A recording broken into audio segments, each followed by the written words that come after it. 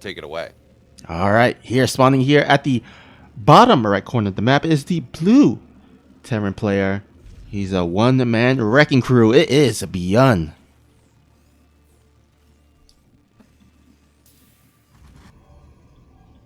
And in the upper left, in the red, he is the paragon of the defensive Protoss race. He is for the Afrika Freaks.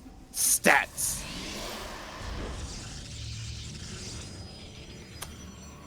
Of course, Snoopy here. My goal today is to mess with introductions just enough that you never get the zoom in properly. Just keep you always on your toes, because that is the type of content that people tune into this series for. Not at StarCraft. No, we don't care about that. Not seeing top tier play from two of the greatest players in the world. No. It's to see the observer mess up. Forced mistakes. That's exactly what the goal is here. Yeah, I'm sure the audience didn't tune in to view, BeoMulf stats. They just came in to view the zoom action, right? Absolutely. That hot and sexy zoom action is what we're going to see here. And we do notice stats. He's aware of BeoMulf's tendencies. He knows exactly what he's dealing with. And, of course, that probe will go down to the third base, scout all over the map. Says, look, I don't want to deal with Proxy Reaper here coming on in early. And BeoMulf, whether this is a mind game or not, he's going for the greediest option. We do not see a Reaper coming out of this barracks. We do not see a Marine coming out of this barracks. No, it is straight reactor command center, which is, by far, the most greedy build that you... Well, I guess you could open command center first, but that has not been a thing in this matchup in just about ever, I don't think. Yeah, that is pretty risky there. Now, he's going to go ahead and throw down that command center there. A little bit of a probe harass, but with the second SCV should be fine. And this is actually pretty cool. So, yes, getting that Marine and... or not getting the Marine, not getting the Reaper is a little bit of a greedy option, right? It means that you don't have the Reaper earlier on discounted. It means you don't have that Marine to deal with really anything super early. But on the flip side, you will have 4 Marines by the time this Adept finds its way to the other side of the map, which means the Adept will not cancel the command center, will not cancel the bunker. And that is a really, really good thing here for BeoMulf, because he is trying to be that greedy, and he wants to make sure that he actually gets what he wants up in time. So we do have 4 Marines versus this Adept, and that is not a fight the Adept will win, especially when it's not able to fire. And the Adept, BeoMulf, he's gonna get it! Oh, wow. And you know, Snoopy, I know you play a lot of Protoss. Tell me, how devastating is that? That is I mean, it's not the end of the world, but it's pretty depressing, because you really can't get any scouting information. Usually the Adept will scout shade in and at least get kind of an idea of the front buildings near the supply depots, or they could get a little bit of an idea of how many SCVs is being made in the natural, and also kind of keep the Terran at bay. So with the lost Adept here, basically BeoMulf can do pretty much anything. As you can see, he is kind of spreading his Marines just to scout if there's any proxies or anything on the outskirts of his bases. This is interesting, though. We talked about stats' propensity for solid, nice, straight-up defensive play, but look at this. We do have 3 gateways on the way here. We're going to get 4 gate blink coming on up here in game number 1, and I don't know whether this is stats saying, hey, BeoMulf, I don't want to go into a long game against you, whether this is stats saying, you know what, it's Death Aura. I think 4 gate is really good on Death Aura. This is a fun way for me to start the series. That's where I'm going to go, because we did see stats go for this same build in the GSL Super Tournament just several days ago. But of course, BeoMulf, he is on the map first with this. We do have 2 Widowmines in a medevac, and he's just going to try to kneecap stats before anything really gets started. Granted, it's 2021. The chance that this happens, that the Widowmines actually get significant damage done against a Protoss player, not all that likely, but there's a chance. And more importantly than that, it will eat up some APM from stats, which means it's going to be a little bit harder for stats to move across the map and really pile onto things, or maybe as fast as stats wants. As we do have the Stalkers, they're going to get floated across the map here. The thing is, though, Snoopy, there is a Raven on the way, which means that this Warp Prism is going to have to be very careful to not just get disabled and snapped down. There we have it. We have a tank on the high ground, couple Marines more on the way. Trick though, of course, Stim is miles away, and because this is a third command center build, this is the build that I was talking about with BYUN, where he gets a little bit greedy here. He gets that really quick third base. It means that, of course, it's a little bit harder for him to hold pushes like this, and BYUN, he has not gone for the medevac drop. Not yet. And now the Stalkers, they will fling on top of the tank. Tank just goes down, and Snoopy, what exactly does BYUN have here that can defend this? Well, he does have a couple of Marines, and oh, nice Widowmine drop right at the same time. Stats is attacking. That's going to go ahead and grab a nice juicy 10 probes there. But there is still this Blink Stalker Force that is pretty scary. Now, there is another tank there, but it's not actually within the range. So you might want to go ahead and move there a little bit closer. Oh, look at this. Stats showing some really good micro here, blinking and using the Warp Prism to make sure that his Stalkers don't die all that fast. But I mean, there's a bunker. There is a mass repair here. That bunker was not going down, and we just saw Stalkers continue to die. And of course, behind this, Stats is behind in workers compared to his opponent, Snoopy. The logic says that because you have Chrono, you never want to be behind in workers compared to your Terran opponent. Up until you hit 3-4 base saturation, especially with mules being a thing, with how much money you can make off of that, how much money the Terran can make off of that. So considering the fact that BYUN is now ahead on workers, this is a really good situation for him, assuming he can survive the oncoming pressure. Now, Stim is not on the way. It's just 1-1. We do not have any upgrades out of these tech labs because they are kind of exposed for the moment, but now we do have the army. It will move on forward, and there we go. Oh, no. 9 more workers go down, but the third command center goes down, and suddenly BYUN is not quite as happy as he once was. You know what? I feel like he doesn't even mind losing that third CC after losing or actually getting all those probes. I mean, what good is it if Stats has a third base if he doesn't have enough probes to mine from it, right?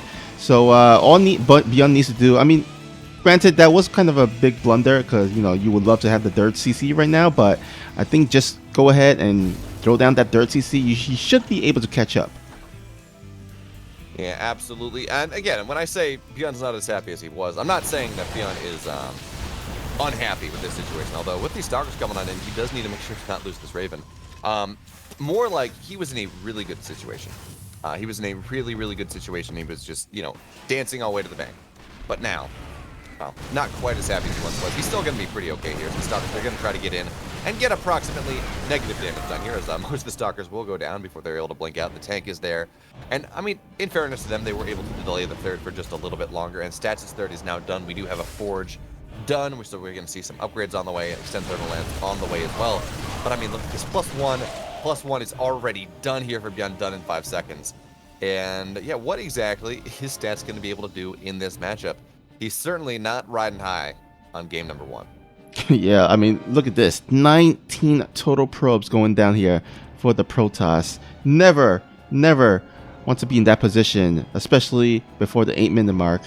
And we might even see some more probes going down as this little single medevac full of Marines is flying across the map. It is crazy, despite the fact that there was a full pull of SCVs on the bunker repair, actually the SCVs have been pulled multiple times to make sure that BYUN survives this. There have only been 4 SCVs that have died on the map. Okay, the Raven needs to be a little bit careful here, but now we do have that drop on the third base. Okay, there are 2 Colossi at home. Yeah, this drop's not going to be able to get too much done, but 3 more workers go down. And 3 more workers are a non-zero amount. It's not a negligible amount at all. But the question, though, is how exactly can BYUN punish this? He's up 20 army supply. He's up 2 upgrades. He has Stim. He has combat shields. No concussive shells yet, but he only has 3 tanks. He's going to go up to 4. And look at this. This is exactly what we see from what we were talking about from Stats earlier. His army's on the map. He's not waiting for BYUN to go on in there and attack into him and get his full siege up around the third base and just make BYUN really and just get this really powerful force. No, Stats is, well, actually now as he retreats, but he was looking to fight in the middle of the map, force the tanks to siege, eat up some of the army momentum, eat up some of the army supply from BYUN before it gets really big. But now, of course, the drop is going to go on in there, which has forced Stats back, which means BYUN can now go say, hey, you know what, buddy, I got 5 tanks. You're not allowed on this map. You're not allowed on the same map as me here. It's time for me to push on into your third and really establish dominance. Yeah, now Stats, it's going to be important for him to kind of hold on before that +1 weapons attack finish, because he definitely want to, you know, get that under his belt as BeoMulf is enjoying a 2 or a 1-1 upgrade lead. And oh, that Raven's so close. Oh, that's pretty cool there. Notice that, of course, the Raven disabled the one Stalker that was on leading, making sure that because he was able to do that, the Raven did not go down, which is just a really small thing. Generally, you disable the Colossus, you disable the high-tech units, you make it so it's harder and harder to fight. But now in this case, the Raven wanted to survive, and look at those tank shots. That is not a fight you want to take, Stats. Not right now. Even if you do have Zealot Charge, even if you do have a ton of Colossi, this is a difficult fight position to move on into, and BeoMulf knows that he is milking this position for all it is worth. Also, I did up my microphone gain. It sounds like I'm apparently a little bit quiet compared to you, but hold that thought now. We do have BeoMulf attacking in from the left and from the right, and it looks like Stats will be able to escape, but oh no, these Archons, they're going to go down. Such a good trade here for BeoMulf as he once again looks to smash the third base of Stats. All right, Shield Battery overcharge is about to run out, but Stats going to go ahead and feel confident enough to engage here. These two tanks, though, in the back still standing, but also on the other side, Stats got those two Colossus still standing as well. Oh yeah, two Colossi standing, but only one remains, or one has gone down. And hey, you know, there's a Dorito cannon on the top of things. The tanks, the Marines, the Marauders will absolutely shred just about everything that Stats here has in this game. As the Vikings, they're going to shell forward, and unfortunately not exactly targeting appropriately, not yet. Now there's a disruptor out, though. BeoMulf has to be a little bit careful, but now he will be okay. Only just one disruptor. The shot is done. And BeoMulf, he is nearly double the army supply of his opponent, but he's got to wait for his rallies. Fourth base on the way for the Teamless Terran. And he's just going from strength to strength here in this game number one. Yeah. Now, yeah, Stats is quite behind in terms of the overall supply, but we do see disruptors on the production, and we all know how dangerous one critical disruptor hit, one disruptor shot hit can be. So BeoMulf's definitely gonna have to be careful to kind of dodge those disruptor balls and make sure he doesn't suffer any critical damage. Absolutely. On the flip side, though, we do see that Stats is actually significantly behind from a supply perspective. But Snoopy, there's got to be some way that maybe Stats has a 1 in 10, a 1 in 5 shot at actually coming back on into this game. What is his win condition? What is he looking for to make sure that he actually can take the fight here to BeoMulf, to make sure that he can actually come back on into this game? Well, first of all, he needs to hold on long enough so that he can add in additional splash damage units. You see the Colossus, you see the Disruptors, but you also see some Archons being morphed in here for Stats. So if he can continue kind of building up that, that Protoss scary ball, I think he possibly can, crawl himself back to the game if he can get some nice, good engagements. But that's a big if. Absolutely. Notice, of course, Stats has lost 2,000 more resources than his opponent, which is not as bad as it once was, to be fair to him. But BeoMulf, he says, you know what, I had one army here on the right, but let's put another army on the left as well. Let's really make it difficult for you to split your army appropriately, and more workers will continue to go down. Nice blink, though, from the Stalkers. One medevac will go down, and when we talk about comebacks, talk about how this game is going to continue to go, it must be mentioned that, realistically, these 4 bases that Stats has are kind of free. Yes, BeoMulf's going to look to press on into it, but it is really hard to attack into the 3rd base, attack into the 4th base, and look at that, the entire drop will get cleaned up here, and that Disruptor shot's actually going to be really nice, even if it does sacrifice its life at the end of the day. There are only 4 tanks left, and 4 tanks are powerful, yes, especially now that they have +1. Now the Vile's going to stem on forward, and they will be able to knock these Disruptors off, so nothing doing there. And now BeoMulf's rally is coming on in, but Snoopy, the supply gap, it has evened. It is no longer +60, it is now +40. And the army supply, or actually +30, and the army supply is getting a lot closer. That coupled with the fact that Statsy does have +2 attack. He is lacking 1 upgrade, but that happens when you are down in economy. That Disruptor will not really get a good shot. But with the shield battery overcharge, I mean, these Archons are just going to sit here and tank everything. Man, the Archon soaked in so much damage here, but look at here, Stats ready to pounce. Feels like you have enough, but only 1 Colossus left, only 1 Disruptor left, and there's so much tank still in the back here for BeoMulf. Well, we do have to pay attention to the other side of the map, though, because 13 SCVs have gone down. Yes, it's now taken care of, but now BeoMulf, for the first time in this game, he does not have more workers than his opponent, so he does have to be careful of that. Now, the Disruptor shot's going to be okay. It's not going to be incredible. And once again, the Stalkers, they will move on forward on top of these Zealots as well, but there are just too many tanks here. And yeah, a couple tanks will go down, but the tanks still far behind, and the rally comes on in beyond double the army supply of its opponent. He does have to be careful of this disruptor, and it will not hit anywhere near the quality of the hit that he is looking for. All the disruptors will go down, and GG BYUN. He takes game number 1. All right, well done there by the Terran player. Gonna go ahead and take that 1-0 lead. Let's see if Stats can go ahead and tie up the series. Now, the funny thing is, during that match, we did see a few people say that your mic was a little bit low. So I actually increased your mic audio volume a little bit, and then you said you also increased it a bit more, and then went to a point where I think you were a bit too loud, so I kind of decreased it a little bit again. Okay. So everyone in the chat, let us know if the audio volumes are pretty good or not, or if there needs to be some additional adjustments. Now we just need to clip my mic through the roof, make sure every other word just triggers on everything, the worst audio quality possible. Go back to like 2012 Justin TV. Oh, thank you for the cheers, or I guess the spells. What's that? Yeah, the spells. There are paid and unpaid spells. This is an unpaid spell. It just. Okay. I don't know. I don't know what the unpaid spells do, to be totally honest. They're cool. They're fancy. And hey, you know what? Make sure, Snoopy. Make sure you are staying safe when we're getting games of this caliber. It is difficult to. It's just so hype. Your heart rate increases at an exponential amount. You start ba-bum, ba-bum, ba-bum, ba-bum, ba-bum, and suddenly you feel the need to go run a marathon, and then you realize when you're like a mile in that you don't run, and it's 1 degree out, and it's the middle of the night, and there are bears afoot. Oh. And suddenly you realize just how much of a mistake it was to watch this tournament, because it led you to running a marathon in the cold at night with bears. Oh, that's exactly what happens. Yeah, definitely don't want that to happen. Looks like Artodox says you're a bit too loud. Oh wait, it says now you're nice. Okay, good. Okay. Good. Excellent. All right, thank you. Thank you for letting us know. Anyhow, we're about to head into game number 2. It's going to be on Pillars of Gold here. So let me go ahead and switch the scene, and here we go. All right, why don't you go ahead and do the honors of introducing our first player here. My pleasure. In the upper right, up 1-0 in this best of 5. He is the teamless Terran. He is BYUN. All right, and here, spawning at the bottom left corner of the map is the red Protoss player playing for Afrika Freaks. Give it up for Stats.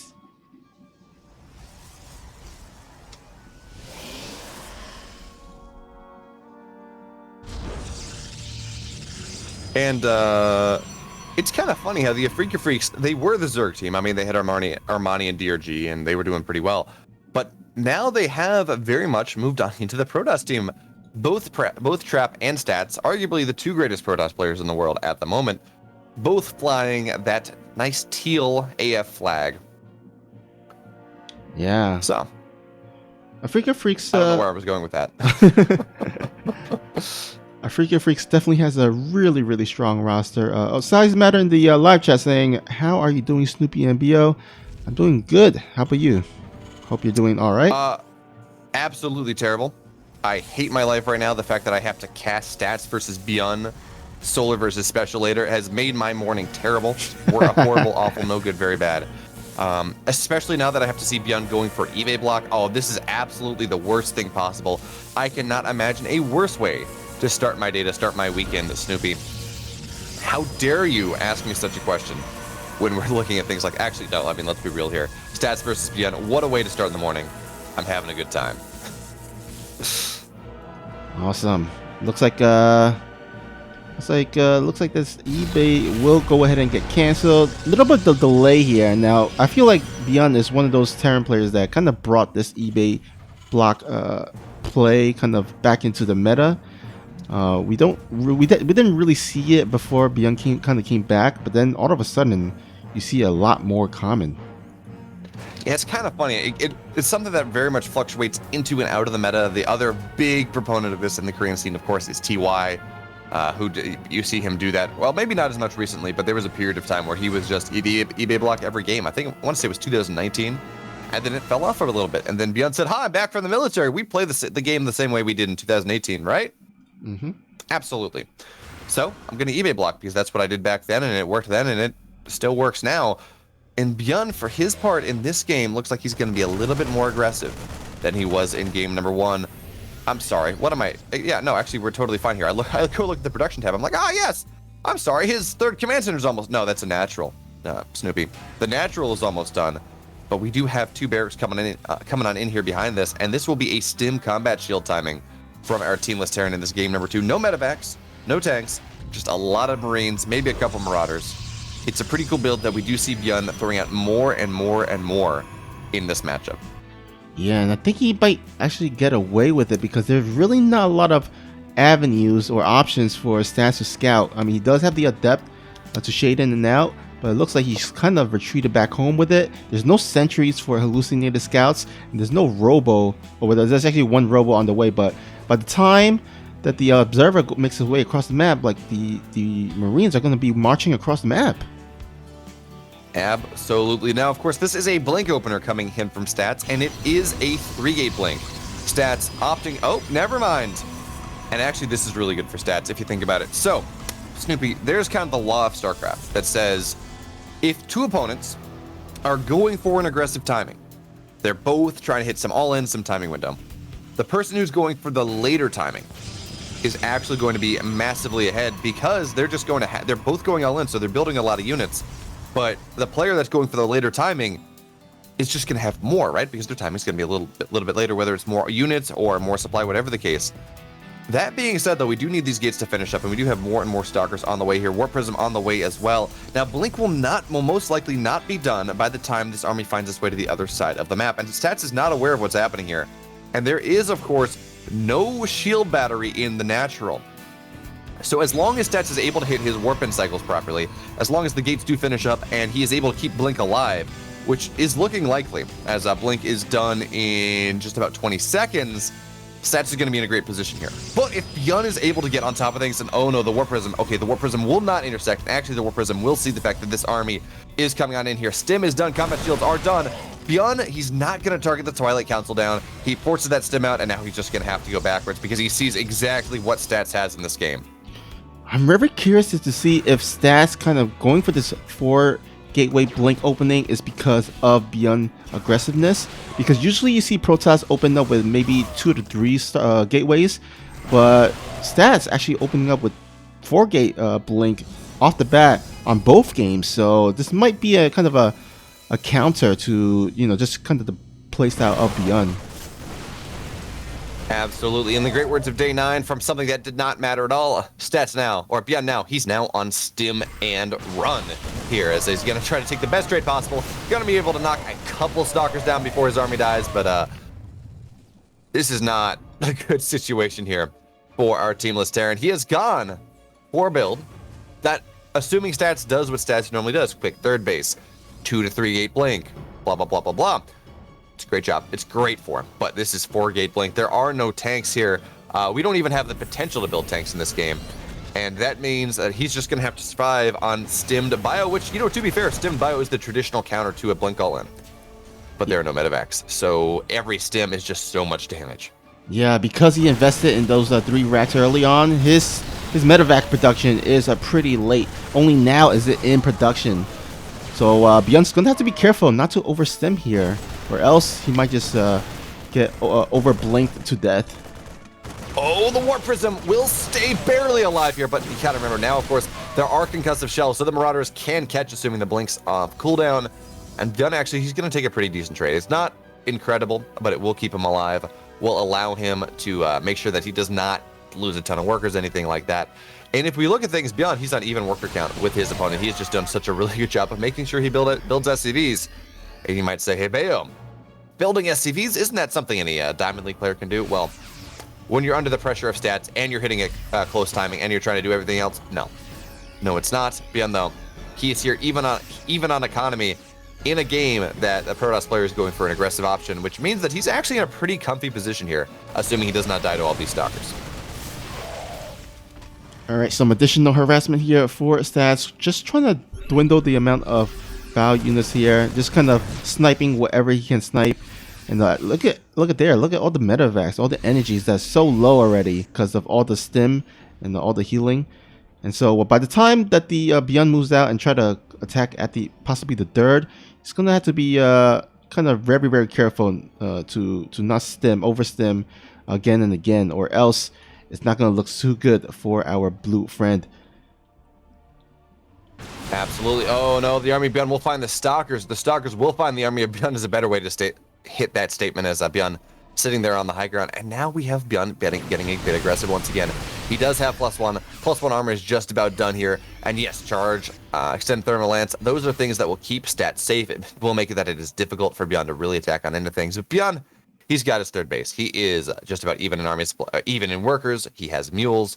His +1 armor is just about done. And stats now on a little bit of an aggressive foray into the middle of the map. And how many tanks does BeoMulf have? BeoMulf only on 3 tanks. A 4th tank is on the way. But he does have a rather serious army supply lead, and he will find the army of stats here, or the army of stats will find him.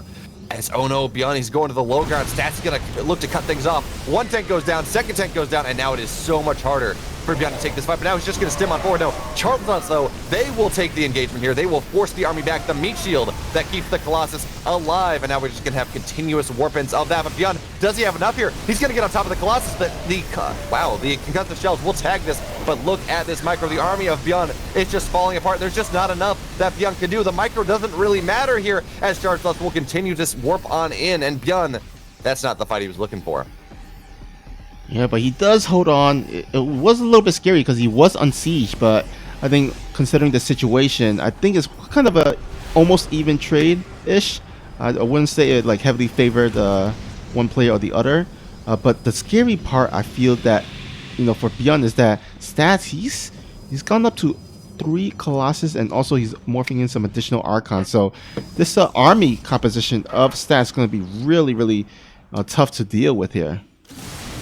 Absolutely, especially considering the tank count has been reset into the ground, and there's just not a lot of Vikings yet. So the Stalkers, the Charlatans, they will get on top of these tanks. And yeah, the Vikings, they show up now.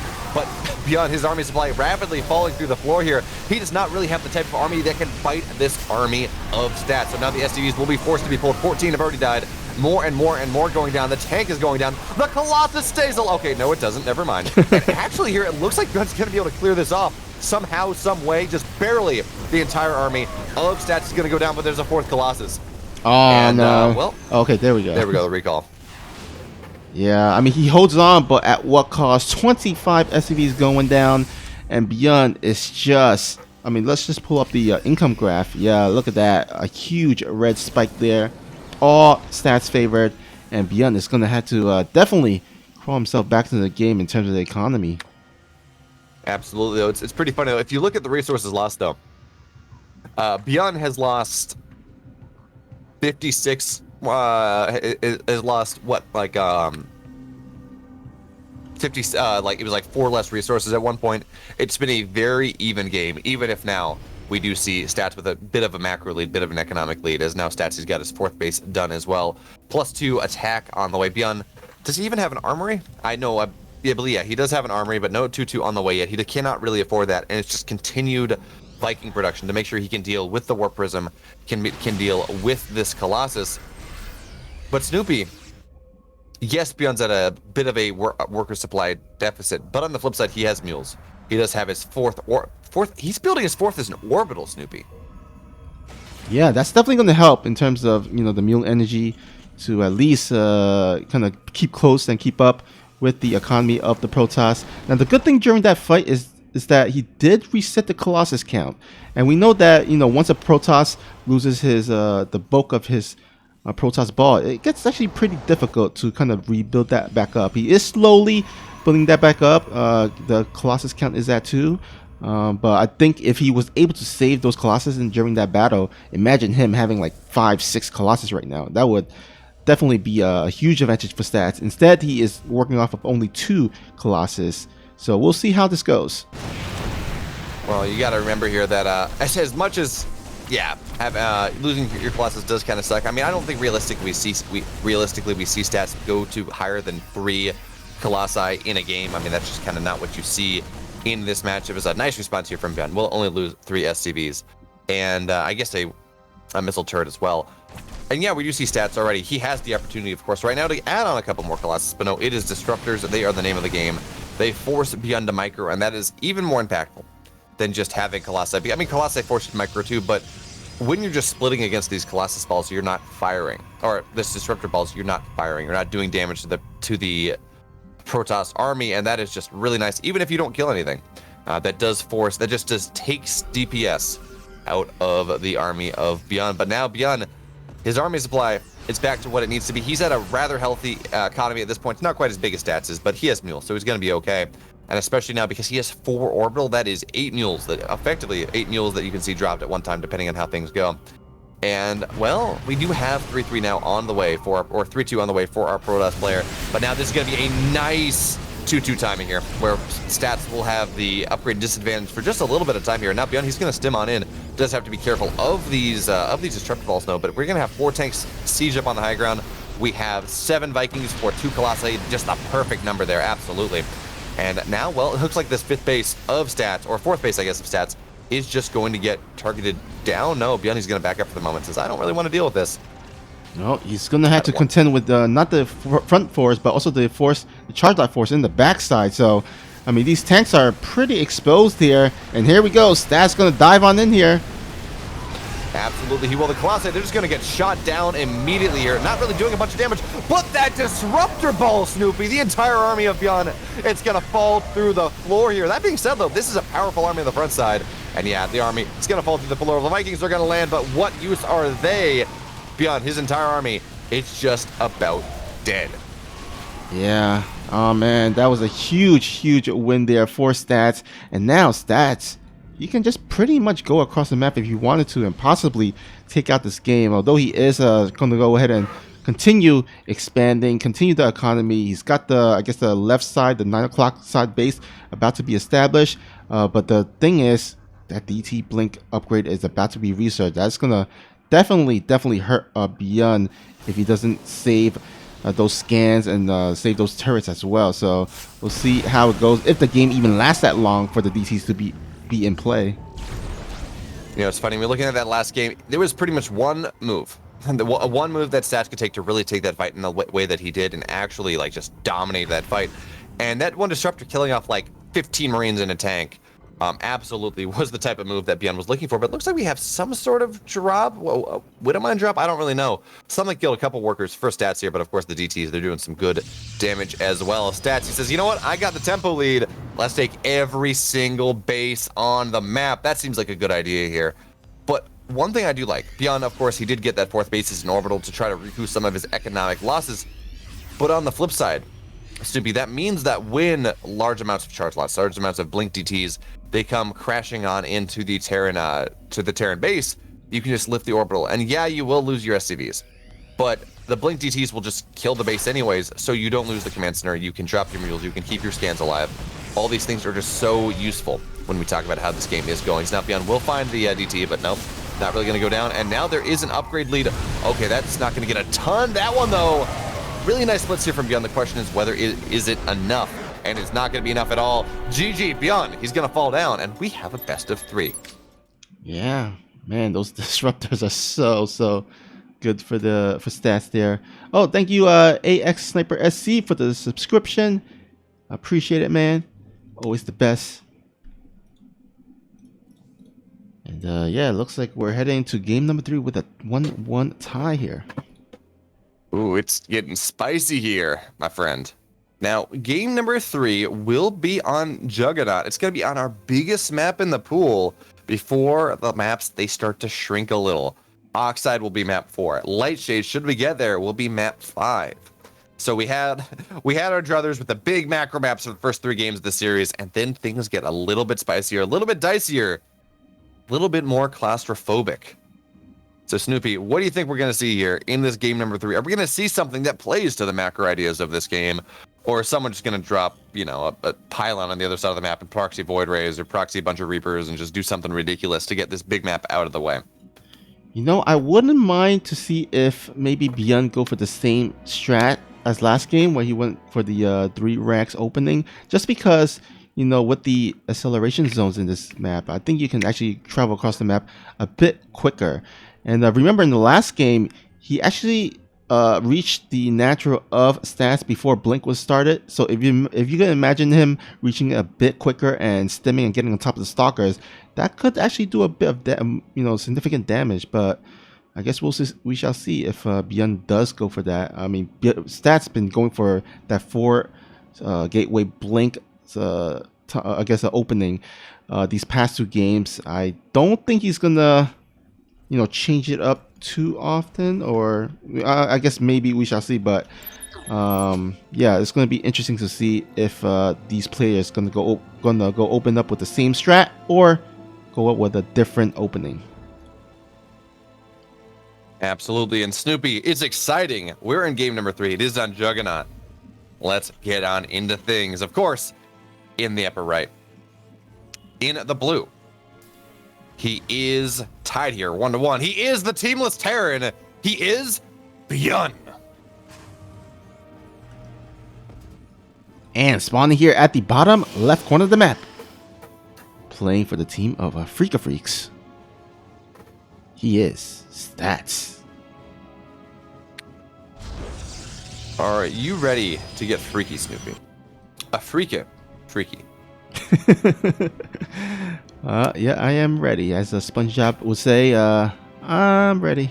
I'm ready. You know, it's funny, growing up, I was actually never allowed to watch SpongeBob or Rugrats or anything like that. My parents considered the, I guess the potty humor, I believe is what the word they used, was too extreme. So I couldn't watch it. So I missed out on that, childhood, that childhood commonality. Although, you know what's really funny? There was a sociological study that came out the last couple years that looked at kind of the educational impact of different TV shows, and they looked at a lot of them, and every single one had some educational developmental impact, positive educational developmental impact on the kids that watched them, with one exception. Do you know what that one exception was, Snoopy? I'm gonna guess SpongeBob. Absolutely, it was. There was no improvement. In fact, there was a deficit. Yeah, because the humor of SpongeBob is, geared towards the dumber side. So, yeah, I could see how that was the only one that had a negative impact. Yeah, it's actually kind of funny. Of course, SpongeBob was originally, as we do have actually, Snoopy, you're gonna get your wish here in this game number 2. We do have 2 more barracks on the way. BYUN going for the same build he went for last game.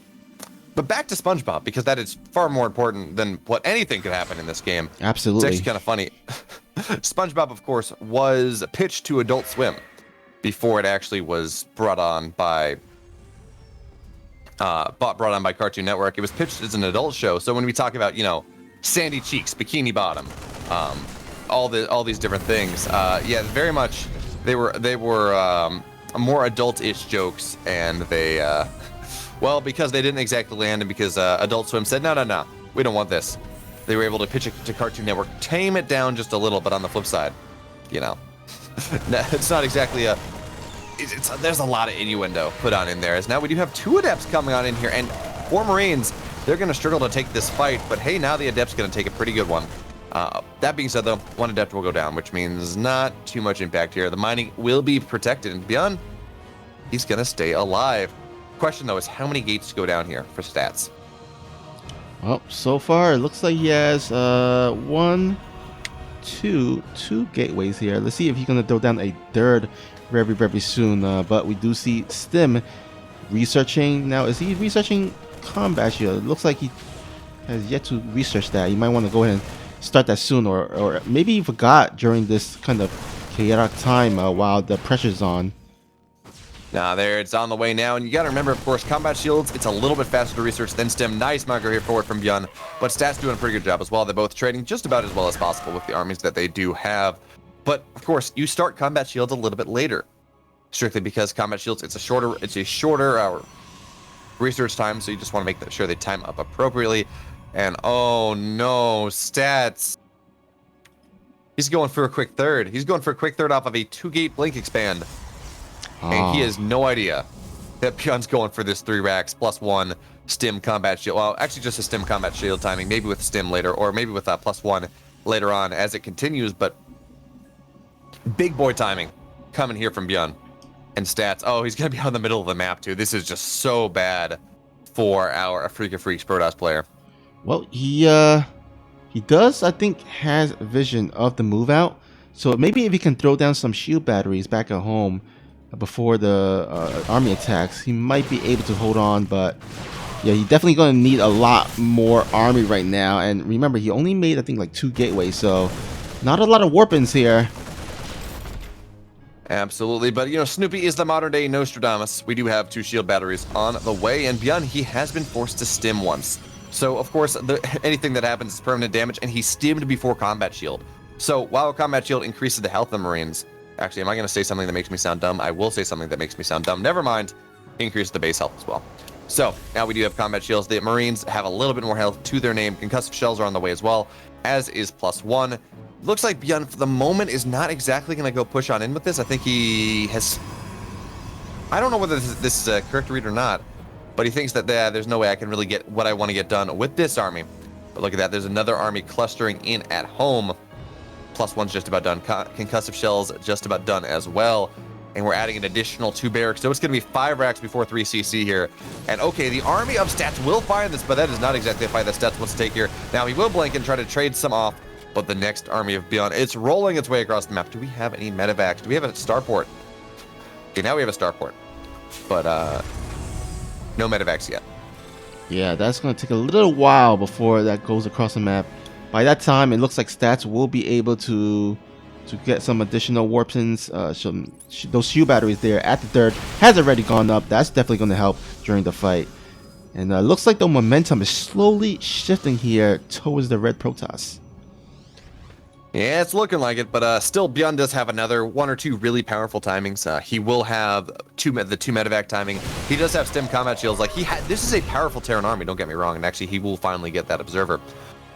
The thing he times out though is when you get to 2 Colossus or when charge is done, or realistically, maybe even when 1 Colossus is done if stats micros appropriately. But now we have the medevacs on the way, which means the damage is no longer permanent. It no longer is quite as sticky.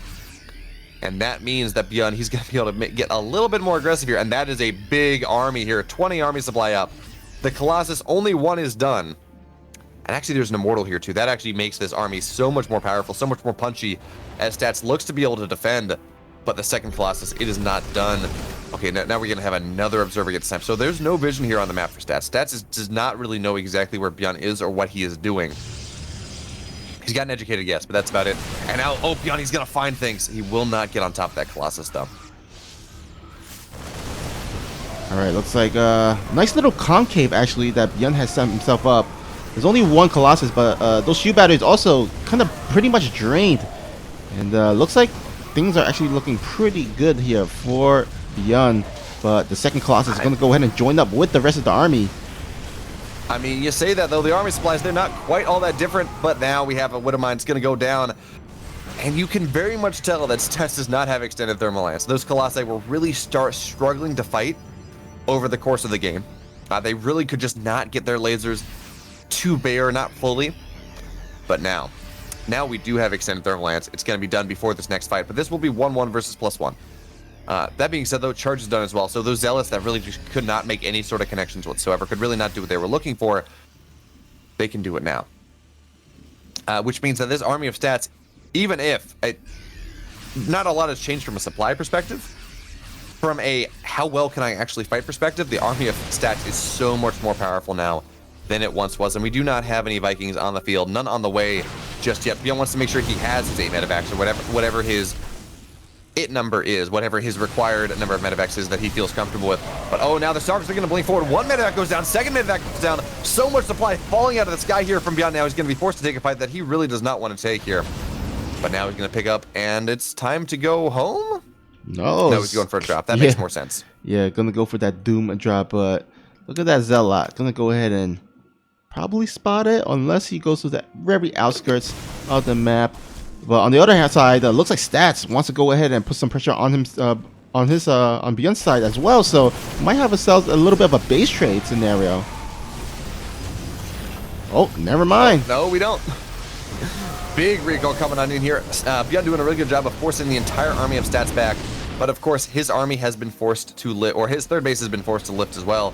So, nothing ventured, nothing gained. We've really not seen a whole bunch of damage on either side. Stats' army, it's retreating. BeoMulf's army, it's aggressing. And is that an SCV pull? Did I see SCVs with that army? Nope. I think it was No, just okay. little of a mismicro or mismove there. But anyhow, we're gonna have ourselves a little bit of a skirmish and battle here out in the middle of nowhere, and things are looking, I think, better for the Protoss maybe, or I don't know. Maybe it's too early to call. Yeah, no, things are absolutely looking good for stats here. This is one of those games where you look at the supply, you say, hey, the army supply is even. The game is even, right? Not really, because this is just 50 army supply of bulk that stats can, of course, reinforce with things that are not powerful. Zealots, whatever. That'd be the chaff to that wheat. So the army, this is a difficult army for BeoMulf to fight. He has no Vikings. He has nothing that could really get on top of these Colossi. So base trade part deux. In stats, he has first mover's advantage. Now, what is our recall time? It looks like another 15, 20 seconds before recall will be possible. So it does mean that BeoMulf will be able to knock this third base out. But now, of course, stats, he's on the production here. The SCVs are going to get pulled, but the army of BeoMulf is just not really enough. So we're just going to see a bunch of SCVs go down. And I think this is one of those times where BeoMulf says, hey, I got to lift up and run away. Now, the third base goes down, but that's not going to be enough here. Stats, he takes a 2-1 lead.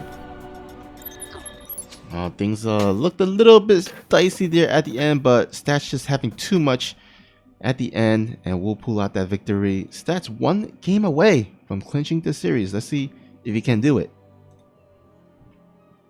Absolutely. It is getting spicy here in this series. Very exciting. And we're going to see exactly how things are going to go. Game number 3. Well, game number 3 just happened. Game number 4 will be on Oxide. And that means it's going to be a little bit closer. And you know what, Snoopy? I'm not trying to make any predictions here, but Oxide is one of the better maps for a proxy board rack. Yeah. Actually, I've seen a couple of Protoss pull that off. I'm not sure if Stats would do so. I haven't really seen him do that strategy all that often. But I mean, he is up 2-1. I mean, if you want to go ahead and take a risk, you can do it, and kind of, you still have another life to potentially clinch the series. But who knows? I would just say, just based on history, it's not likely that he will go for it, but anything can happen. Yeah, I mean, Stats has already played more proxy or more 4K Blink than in the last couple of days than I think I've seen him play in his life. So you never know. Yeah. But Snoopy, you said that Stats has a life to give before he gets in dire straits. But I would like to argue that Stats plays StarCraft at a professional level. We cast StarCraft at not a professional level, but we cast StarCraft. We play a lot of StarCraft. I would argue that neither of us have a life to give because it's been swallowed up by StarCraft. What is having a life? Well, to be fair, we're not cats, so we don't have any 9 lives to give. But anyhow, let's see if this guy here at the top right, he's the blue Terran player, got no lives to give. He's gonna have to win 2 straight if he wants to have any hope of advancing to the finals. He is BYUN.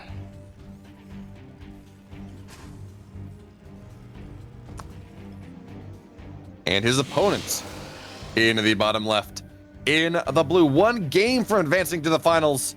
I think I said in the blue, in the red for the Afrika Freaks. He's Stats.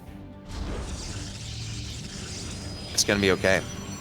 Now, Snoopy, in this game number 4, is BeoMulf gonna have to Terran it up? Is he gonna be looking to Terran up game number 4? Well, the thing is, on this map, Oxide, compared to Jagannatha, it is a bit wider. So things like drop is actually better on this map. And so, yeah, I think this kind of favors BeoMulf's playstyle. So tearing it up with those drops, I think, would be his best bet and the best way to kind of tie up the series here. Absolutely. Apologies for bad jokes. It is, of course, what time is it? It is just about 9 o'clock in the morning. And the filter, if there was one, it's already gone. Of course, we all know that the only way to cast StarCraft is to make as many bad jokes as possible. Well, luckily for you, I do love myself some good jokes and bad jokes, and maybe even dad jokes. Or I love those puns as well. So bring it on. You know, it was bad. I did a several-hour stream with Chicken Man for the 3-Winged Angel on Wednesday. Actually, it was an awesome group. We saw some incredible games, some great upsets. Oh, nice. And yeah, but Chicken Man, he's got a propensity for just making the audience cry from bad jokes, and I do the same. So we're just sitting there, you know, ripping off each other, and you know, of course, the proper way to appreciate a bad joke is just with a groan.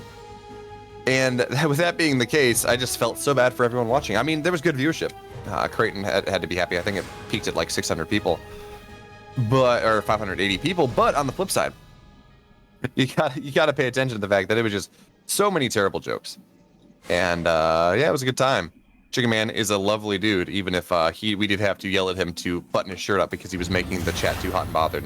But that being said, this Adept will get on in here, and the Marines, they're out of position, so Third Command Center, or Natural, excuse me, will get delayed for the moment. And look at this.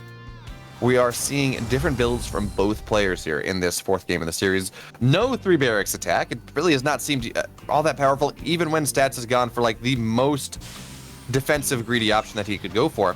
And Stats, for his part, is doing that thing I said he did when he's ahead against BYUN. He goes for Stargate. He goes for Phoenix play to make sure that he doesn't die to things. And you know what? Normally, it didn't work out for him well in that one series, but it will work out well for him here because this is just going to be a Widowmine drop coming in here from BYUN.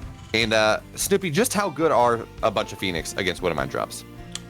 They are definitely good. Now, there are those scenarios where the Phoenixes are like out and about and completely misses the medevac drop, but I think all players really, or all Protoss players kind of, well, I wouldn't say all, but you know, the high level Protoss players definitely know the timings of these Widowmine drops and know when to park their Phoenixes on the kind of outskirts of their main and natural. So I fully expect Stats to be able to anticipate this Widowmine drop, especially since he just scouted with that first Phoenix and knows kind of the opening here for BYUN. Absolutely. So yeah, that does mean that it's going to be a little bit harder for BYUN to move across the map, and this is actually really cool. Yo, BYUN. So I'm actually surprised we don't see a Widowmine just sitting on top, or a medevac just sitting on top of that, because that is something you see where BYUN's going to go like, I'm going Widowmine drop against Phoenixes. What am I going to do? Well, I'm not going to drop, not at first. Instead, I'm just going to put my medevac on a weird spot on the map, and like as if I forgot about it, and I put my Widowmines on underneath it. Oh, okay. The Marine is going to be the bait here. The question though is whether Stats falls for it. Yeah, I don't think, especially since there's 3 of them. I mean, that's pretty easy to catch on the eye. Maybe if it was just only 1, then he would be able to kind of hide it a bit better. But with 3, I'm guessing Stats will not fall for it. Yeah, not really. And now definitely not now. Look, we have an observer here. Observers, of course, they detect invisible things. And Widowmines, they are invisible. Now, we will have the Phoenix. They will show up, and there are not enough Phoenixes to lift every single one of these and make sure they don't die. I mean, you can lift every one, but then it doesn't really matter. No, the Widowmines won't go down, so now we do have the Phoenix. They will find their way on into the main base here, but BYUN, he's buttoned up tighter than Chicken Man was not. So, not really going to take all that damage. But look at this, BYUN, he's getting ready for a pretty big push, I think. Notice, of course, we do have 2 tanks in that medevac, and that means that, well, he's trying to hide just what his tank count is. He's trying to hide what he's got here. And also make it so that the Phoenix can't just go and kind of kill off the tanks as he moves across the map. Alright, gonna see ourselves a little bit of a move out here for BYUN. Now this is one of the maps where, you know, you can kind of park the, or siege up the siege tanks behind that rock area at the third base of the Protoss. And that makes it so that it's harder for those charge lot and units to get on top of it. But actually gonna be warping in Adepts. This is kind of like, I feel like a little bit of an old school with the Phoenix and the Adepts. Absolutely, but the question is whether Stats has enough to defend this. Now, he does have 1 Colossus, and there is the magic 5 Phoenix number. Actually, are there only 4? Only 4 Phoenix, never mind, but now we do have a lift on the Widowmines, actually, which is going to make things a little bit more powerful. 2 Widowmines will go off, though, and it looks like, well, yep, there we go. The army of Stats is just crumbling. The tanks are still alive. There are more Vikings than there is anything on the map here for Stats. And there we have it, GG. We're going to game 5. Awesome. Wouldn't have predicted any different because these players are just so good. And got ourselves a nice treat here with a game 5 decisive match to see who will go ahead and advance to the finals. Absolutely. And you know what? I don't really know what I would prefer. I know what I would prefer. I want BYUN to win this game, and I want Solo to win the next game, even if I am on Exxon, and will always spam that Dorito to help Juanito. I just want a BYUN VZ because that is just awesome, right? That is the best possible matchup. And Snoopy, as you are aware, Mr. YouTube editor extraordinaire, BYUN VZ is going to be the best possible thing to get like as many YouTube views as possible. So, you know, both those things, we benefit, the viewers benefit, the YouTube channel benefits. It's all good, but we're gonna have to see exactly what happens here. I'm just excited for game 5, to be totally honest. Yeah, I mean, all I want is just a good, solid game here. So, I mean, to be honest, I'm happy with either of these players advancing. Because like both of these players are like legends in their own right, right? They've been in the game here for so long. They have so much experience under the belt, and yeah, I'm just pretty excited to see who is going to be able to pull this off. All right, spawning here at the bottom right corner of the map. He is gonna go ahead and pull off some cheeses here. He is the blue Terran player. He is BYUN.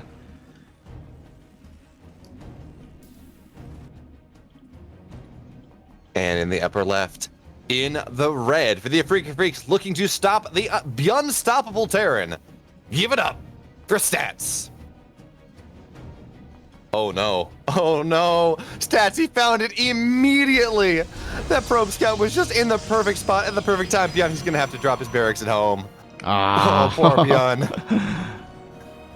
Now, this isn't too detrimental. I mean, it's a little bit delayed, but not too far behind. So, I mean, you know, BYUN can definitely just kind of transition smoothly out of this. And looks like things will go ahead and start off a little bit less chaotic than planned. Yeah, well, you know what BYUN looks like at the end of the day, he will be able to get eBay block off, even if he is not going for a proxy. So, making a mountain out of a molehill, I guess finding the silver lining, whatever pithy truisms we can figure out to talk about in this game. But, you know, if I'm Stats here and I say, wait a minute, BYUN was trying to proxy, that means his barracks is going to be a little bit delayed because, well, you know, he was trying to proxy. That means his command center is going to be a little bit delayed. That means his defense is going to be a little bit delayed. All of these things mean that I have a bigger window to maybe get some damage done on my own. Now, granted, I don't know if whether Stats is going to be able to really hit that timing yet, because of course he has to get the cyber core to get done for any sort of adept or stalker action. And actually, BYUN, he's just going to adapt this anyways. We do have the command center on the high ground because he just knows how vulnerable he is to some sort of adept stalker pressure because of how delayed his natural is, because of the fact that he went for a proxy that worked out. Actually, well, I don't. Do we call that going for a proxy, Snoopy? I guess attempted proxy of some sort. Yeah, and notice Stats actually, he is committing to move across the map with this first adept, and he's not going to be able to get anything done because there's nothing on the low ground. And of course, he has committed to a shield battery in the main to make sure that he can do this, but unbeknownst to him, of course, there is no Reaper. So minor bits of inefficiencies here in this game for Stats, but again, it's not the end of the world in the slightest. He caught the proxy. He caught the attempted proxy before it even went down, so he's already got that little bit of a tempo lead. And now we have a Stargate opener against the three barracks play. And oh no, this adept is going to go down. Oh, will it? Oh wow, Yeah, wow, just barely. Just went down. How dare you? They're smart's the idea that BYUN's micro is not perfect. That he won't be able to chase that one down. So we saw the three barracks play not work out against the. Is he okay? He's not. I was like, oh no, his Stats taking a 3-minute third base. That seems a little bit overly greedy here, especially considering he knows there's no natural on location at the moment. But anyway, we saw Stats go for 2-gate blink and a quick third base, and was able to hold this barracks shenaniganry. We saw Stats go for 4-gate blink and held this. We have not yet seen him go for Stargate and hold this, but there are now 2 more gates on the way here. I think Stats realizes just what ByUN is going for, or the fact that ByUN has this option to get aggressive once again. Now the natural, it's landing at 3 minutes and 45 seconds, so I do like this. 2 more gateways are on the way, going up to a grand total of 3, which means that there will be plenty of Phoenix, and actually, yeah, I guess we're just going to see the Phoenix Adept play that we saw in the last game, and I think this setup is going to be a little bit more advantageous for Stats to hold it, to hold ByUN's pressure, because it's just going to be a lot of Marines. And, well, Phoenix can kill Marines pretty easily as long as they don't die, and Adepts do that as well. The question, though, I don't think there's going to be a Colossus out in time for this. Yeah, so now we do have the army. It's moving across the map. Yeah, the good thing is that he actually has delayed this Dirt Nexus because he has scouted so many Marines, and I think he kind of anticipate this. He threw down that shield battery there in the natural, so he's fully anticipating this. And as long as he doesn't, you know, miss micro or anything, I think he should be okay. Although there is still a lot of Marines here, so who knows? Yeah, ByUN, of course, will look for that third base, find it lacking, and now, okay, the Phoenix are going to be able to get a little bit of SCV damage done, but it's only 2 Phoenix, so not a ton. And now look at this, we do have Sentry, so there will be force fields, and I would not be surprised to see Stats restart that Cyber Core, because that Cyber Core is most likely going down. Now we have the stim coming on in here, and ByUN, he's just going to say to hell with the shield battery. That doesn't matter. Actually, to hell with this entire army. It doesn't matter. He's just going to stim on into the natural, do what he can. Probes are going to start to fall. Phoenix are going to start to fall. The army is going to start to fall, but now we have the shield battery overcharged. ByUN, he's going to have to take a step back for just a moment, but now he's already done significant damage. He's killed a good portion of Stats' army. He has knocked off some SCV, or knocked off some probes, and you've got to remember, Stats behind this, he was going for the defensive option. He was going to stay on 2 bases. He was doing what he can to make sure he didn't die, and despite that, he took significant damage. Yeah, now I think the basic mistake there was he only made 1 shield battery, and for a Terran player, once they have stim, it's very, very easy to snipe off that shield battery. So you want to actually throw down 2 or more, just in case of those scenarios. And now, yeah, like you said, it's looking a little bit dire here for the Protoss, especially since he has no third Nexus, and that is going to definitely going to keep him behind, or at least, yeah, I mean, definitely keep him behind, because ByUN is actually leading in the worker count, and that's not counting the mules. Absolutely. Now, there is a probe on the third Nexus location. Stats, that's not going to happen. Sorry, bud. No third base here. Now, I would like to point out, Stats is doing a really good job with these Phoenixes. He's doing a really good job finding the rallies, knocking off a Marauder here, a couple of Marines there, making it so that the eventual attack here from ByUN is not all that powerful. But you've got to remember, we don't actually know. Never mind. I always forget just how fast shield battery overcharge comes back. You say, we don't have it anymore. You know, it's not a big deal. You know, he's not going to be able to defend this time. But shield battery overcharge, it's back. And now Stats has an army supply lead. The question is, can he hold on to that third base? He just threw it down. But we can anticipate maybe there might be another attack coming out of ByUN once +1 is finished, or maybe I guess +1/1. Right now he just the armor is a little bit behind, but if he can kind of line that up and, you know, get those medevacs out, he might be going for a secondary attack, especially since I don't think there's a third base, right? There is no command center yet, and this is kind of interesting because generally when you see 5 barracks before 3 CC, you say, okay, well, ByUN is just going for a +1 stim combat shield timing. But I guess he feels like he has enough gas. He has also opted to get his second eBay and go for 1/1, but still no third base. Because generally it is this dichotomy. You either go for 1/1 and a third before your extra 2 barracks, or you get those extra 2 barracks, you get only +1, and then you go across the map and you try to hit that timing. But look at this Phoenix count from Stats. This is something that Stats does pretty much more than any other Protoss player when you are looking at Phoenix Colossus. The magic number traditionally has been 5, and 5 was the magic number. That being said, though, Stats, he likes to go up to 8 or even 9 Phoenix here. And, well, we're just going to have to see. Yeah, I think it's just going to be 8. That's kind of the magic number. As it looks like we're going to have a bit of an SCV pull coming on in here. ByUN says, to hell with this. I think I've got enough here. Let's go big or go home, boys. But now the Phoenix, they're just going to camp on top of things. Just remove whatever ByUN's got going for them. They're just going to be really annoying. And yeah, 5 Phoenix, they're not going to be really enough to do this. Oh, look at this. This is really cool. So now we have the siege up here, but behind this is a hard contain. We will have missile turrets get dropped. That is what the SCVs have been pulled for the repair and the missile turrets. This is not a fully committed SCV pull where it's just go big or go home. This is let's drop some missile turrets so the Phoenix cannot ruin my day. And now, of course, we're just gonna have a drop on into the main base. Stats, he's not paying attention. Oh man. Oh, we gotta be careful though. The Phoenix are actually flying back home. He doesn't want to leave half of his army into the main base and then get picked off by those Phoenixes. But turrets are up, and that's definitely going to help against the Phoenixes and maybe the Colossus if they kind of move too forward here. All right, so now stats, he will see this once again, but, well, actually, BeoMulf is going to be out of vision, so never mind that Shade will not see this mass pickup. Tanks are going to siege up on the low ground, and now they will have range of whatever army of stats decides to engage. So stats, he's got to stay on the edge of this tank range, which means BeoMulf can take some pretty decent damage already. Now the Phoenix is going to say, hey, you're picking up. But nope, not yet. And the Phoenix, they're just not really able to be all that impactful. I mean, I think they've done a really good job of dealing. Yeah, they're doing a really good job dealing with reinforcements. But now BeoMulf, he's managed to wedge himself on in here into the third base. He's going to look to target it down, but now BeoMulf stats will be able to cycle away in time. Oh, but no. Look at this concave. More SCVs have been pulled, but the force fields, they're just going to have to be good enough here. Zealot's getting on top of things from every side. Looks like tanks are coming firing in from behind. Tanks taking really juicy shots here. But now the Phoenix, they're coming on in. They're going to look to lift everything. 3 Colossus here, 2 Colossus left. And it looks like stats, he just barely, even if he loses his third base, he has what he needs to defend this. BeoMulf his army. It's falling apart, and he has lost so much economy behind this. The tanks are doing a good job, and it's just Phoenix left. Phoenix versus the ground army of BeoMulf. What wins? It looks like the army of BeoMulf.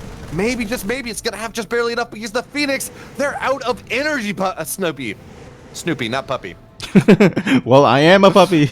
But yeah, that was a pretty insane a minute or two there. But all in all, I mean, there's still the Phoenixes. Looks like Stats going to go ahead and try to re-establish that third base. And does BeoMulf go for another all-in here? Does he pull all his SCV this time around? You know, as I look at this, I don't think the SCVs that were pulled were additional SCVs. So much as, oh, actually, yeah, the tanks will go down here. Nice break here from Stats. He's going to get a really good trade. Knocking off all these missile turrets and knocking off all the tanks. That's a lot of the bulk of BeoMulf's army that's not really going to be all that useful. Anyway, BeoMulf, he just went in with the SCVs that he had already pulled to build those missile turrets, which was a pretty cool idea, by the way. He was able to knock off the third base. So BeoMulf, for the moment, he does have that economic lead. He's able to drop mules on his natural, but on the flip side, he's dropping mules on his natural, and Snoopy, there's only a limited amount of minerals sitting in every base. So yeah, you mule your main, you mule your natural, and you get better economy for the moment. But that just means your base runs out faster. Now we have BeoMulf. He's going to do the thing that everyone was doing at the start of Legacy of the Void, where you say, hey, you know what? I've mined out my main. I've muled my main heavily. Let's just move my main to my third base. Continue the aggression. And now we will have some ghosts on the way here as well, which is going to be rather impactful. EMPs, of course, are good units, but we don't see anything on the production tab yet. As once again, the Phoenix really finding their use here, but there's not a lot of energy yet. So they may be able to lift the tanks. I think that's going to be just about it here. Oh, there we go. Yeah, let's go to the third base. Absolutely. Don't worry about it. I'm not pulling my SCVs, not at all. There are 3 ghosts on the field. The SCVs have been pulled, Snoopy. This is looking straight up like a Heart of the Swarm build. All right, looks like Stats gonna go ahead and start engaging here in the middle. Those Phoenixes gonna be so important to lift up those tanks, and all that's left are those Marines and Marauders, and these Archons staying strong. But oh, is it enough? Those Archons does get obliterated, but those 2 Colossus and those reinforcements will be able to force the Terran army back at home. And yeah, things are looking really bad here for BeoMulf, and he's just gonna go ahead and GG out. Stats gonna take it 3-2.